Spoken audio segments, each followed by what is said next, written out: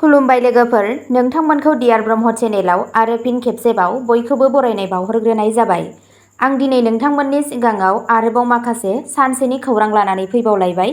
आसा खालामो नोंथांमोनहा खौरांखौ खोनासंनानै मोजां मोनगोन। दिनैनि गिबि खौराङावनो दङ मानास माहारियारि हाग्रामायाव मैदेर बुथारनायनि दायाव 3 मैहुर खालामग्राखौ हमदों। आसाम पुलिसआ मानास हायुङारि पार्कआव बावैसो सिगां मैदेरनि मैहुर खालामनाय जाथायजों सोमोन्दो थानाय 3 सुबुंफोरखौ खादोंमोन। रबिबाराव आमगुरि पुलिस थानानि आवथायाव थानाय भारत-भुटान सिमानि साखाथियाव हमनाय जादों। दायनिगिरिफोरखौ महेश इस्लारि, जाभिद बरग'य आरो चरण बसुमतारी होनना सिनायथि होदों।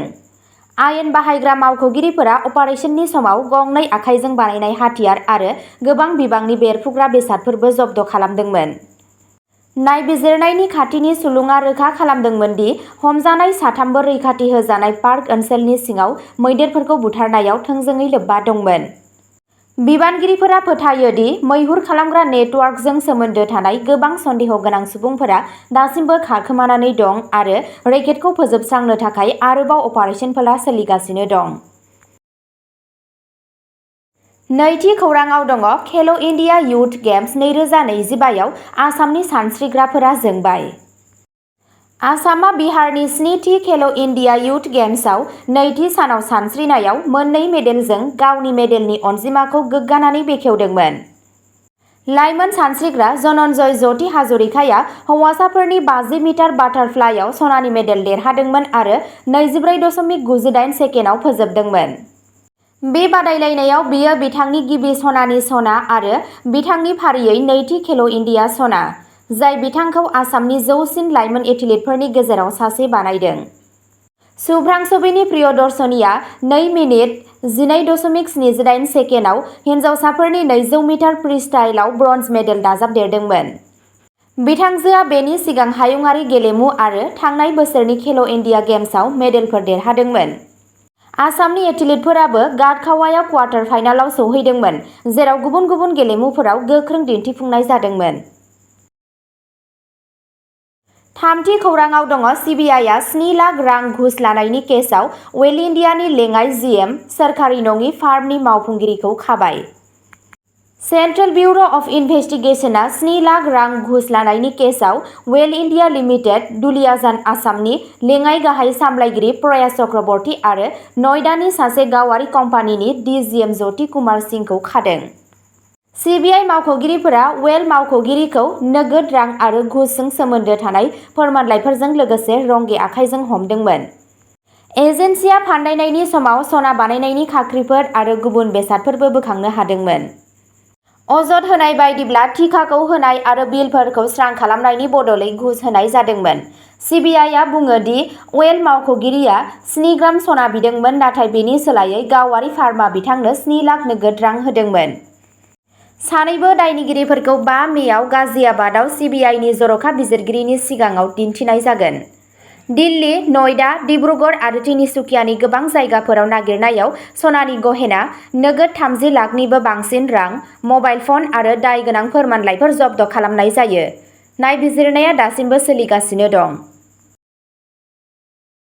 ब्रैथि खौराङाव दङ आसाम सोरखारा फोरोंगिरिफोरनि अनलाइन ट्रान्सफार आर'जलाइनि जोबथा खालारखौ बारायबाय। आसाम सोरखारा गुदि थाखो, गेजेरारि आरो समग्र शिक्षा बिथोनगिरिनि सिङाव फोरोंगिरि सोलायनायनि थाखाय अनलाइन आर'जलाइ गनायथि जोबथा समखौ बारायना होबाय। 5 मे समबारखालि सोलोंथाइ मन्थ्रि रनज पेगुआ बे जौगानायखौ फोरमायदोंमोन। पेगुआ ससियेल मिडिया प्लेटफर्म एक्सआव पस्ट खालामदोंमोन, आरजाथाव फोरोंगिरिफोरा सोलिबाय थानाय नेम बायदियै आर'ज गाबनो हागोन। फोसावथायनि बायदिब्ला गोदान टाइमलाइनआ दा 20 मेनि हर गेजेरसिम गथायनायफोरखौ गनायथि होयो। बे सोलायनाय बिखान्थिया आसाम गुदि आरो गेजेर फरायसालि फोरोंगिरिफोर एक्ट 2020 आरो 22 नि नेमफोरनि राहाफोरनि सिङाव खुंजागासिनो दं। पर्टेलआ फोलावनाय सम सिमासिम अनलाइन आर'जलाइनि थाखाय खुला थागोन आरो बे अक्ट'नि उनाव गथायना आर'जलाइनि सायाव साननाय जानाय नङा। मोनसेल' एबा गावजों गाव सोलाय-सोल' खालामनो गोसो जानाय आरो गोसो गुदुं फोरोंगिरिफोरखौ मावख'आरि पर्टेल www.hrmsasam.in गेजेरजों गाहायै आर'ज गाबनो बोसोन होनाय जादों। बाथि खौराङाव दङ गवालपारा पुलिसआ सोमोनांथाव बिबुंथि होनायनि थाखाय सुकुर आलीखौ खादों। गवालपारा पुलिसआ सुकुर आलीखौ खाबाय, जाय पन्चायत बिसायख'थिनि फोसावदिंनाय समाव कामाख्या थानसालि, लाचित बरफुकन, आहम हारिनि सायाव गोबां लाजिनांथाव आरो नंखाय आरो दान्थे-बिदान्थे गोनां बिबुंथि होनानै रायजोनाङै दान्थे-बिदान्थे सोमजिहोदोंमोन। रायखांनो गोनांदि सुकुर आलीआ सासे सेंग्रा जाय ससियेल मिडियायाव खौरां बिजोङाव दंमोन आरो बिसायख'थिनि समाव राजखान्थियारि दोलो आरो दैदेनगिरिफोरनि अनजाथाव जादोंमोन।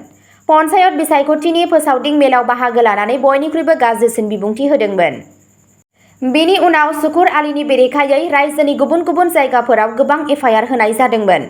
बेखौ मिथिनो मोननाय जादों दि बजरंग दोलोआ बिजनीआव सुकुर आलीनि बेरेखायै एफआइआर होदोंमोन। गोजौ आसामावबो इन्डिजिनियास मुस्लिम काउन्सिलआ सुकुरनि बेरेखायै एफआइआर होदोंमोन। बिथांनि बेरेखायै गुवाहाटीआवबो मोनसे एफआइआर होनाय जादोंमोन। बेनि उनावनो गवालपारा पुलिसआ मैया सुकुर आलीखौ खायो। द'थि खौराङाव दङ आसामाव सेक्टरखौ जौगाहोनो थाखाय ना फिसिनायनि जथुम खुंफुंदों। आसामनि राजभवन आरो ना फिसिग्रा बिफाननि बानजायनायाव एएएसि गुवाहाटीआव ना फिसिनाय सेक्टरनि जौगाथायनि सायाव साननैनि मोनसे जथुम खुंफुंनाय जादोंमोन। बे हाबाफारियाव गासै भारतनि गेदेमा सुबुंफोर आरो रोंग'साफोरा बाहागो लादोंमोन। आसाम सोरखारा गावनि रोखोमनि गिबिसिन हाबाफारिखौ बानजायनायनि थाखाय मानगोनां रायजो बेंगिरि श्री गुलाब चन्द केटेरियाखौ साबायखर बावदोंमोन आरो बिथांनि दैदेननायनि थाखाय ना फिसिग्रा मन्त्रि श्री परिमल शुक्ल बैद्यखौ बाख्नायदोंमोन। भारतआ मुलुगनि नैथि बयनिख्रुइबो देरसिन दै आबाद दिहुनग्रा।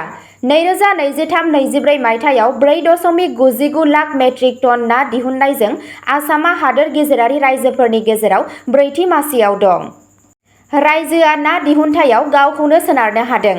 आथिखालाव आसामखौ मोनसे गाहाय ना दैथायहरग्रा खालामनो थाखाय गुनखौ जौगाहोनाय, बिगियानारि जथुमफोरखौ फेहेरनाय, फालांगियारिखौ बांहोनाय आरो गोख्रों जगायनाय फारिफोर दानायाव गोसो होनाय जादों।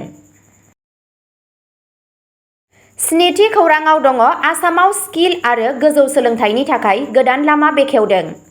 आसामआ गुन गोनां सोलोंथाइ आरो रोंगौथि जौगाथायनि गेजेरजों लाइमोनफोरखौ गोहो होनो गोदान खाबु सोरजिबाय थादों। गाहाय जिउ राहायारि फरायफारिफोराव सोलोंथायारि बोसोर 2025-26 नि थाखाय मुं थिसननाया दा खुला दं। फरायसाफोरा श्रीमन्त शंकरदेव सावस्रि बिगियान मुलुगसोलोंसालि SSUHS आव BSc नार्सिं हाबाफारिनि थाखाय आरो NIELIT गुवाहाटीआव BCA आरो MSc कम्पिउटार साइन्स आयदानि थाखाय आरज गाबनो हागोन। बे फरायफारिफोरनि थांखिया फरायसाफोरखौ सावस्रि जोथोन आरो IT सेक्टरफोराव जाफुंसार जिउ राहानि थाखाय गोनां गियान आरो रोंग'थिफोरजों थागथियारि खालामनाय। सोरखारा गोजौ सोलोंथाइनि खाबुखौ फेहेरनाय आरो इयुननि थाखाय मोनसे रोंग'थि गोनां खामानि मावग्रा हानजा दानायाव गोसो होदों। गोसो गुदुं बिनायसाफोरा स्क्रिनआव होनाय लिंकआव अनलाइन आर'जलाइ गाबहरनो हागोन।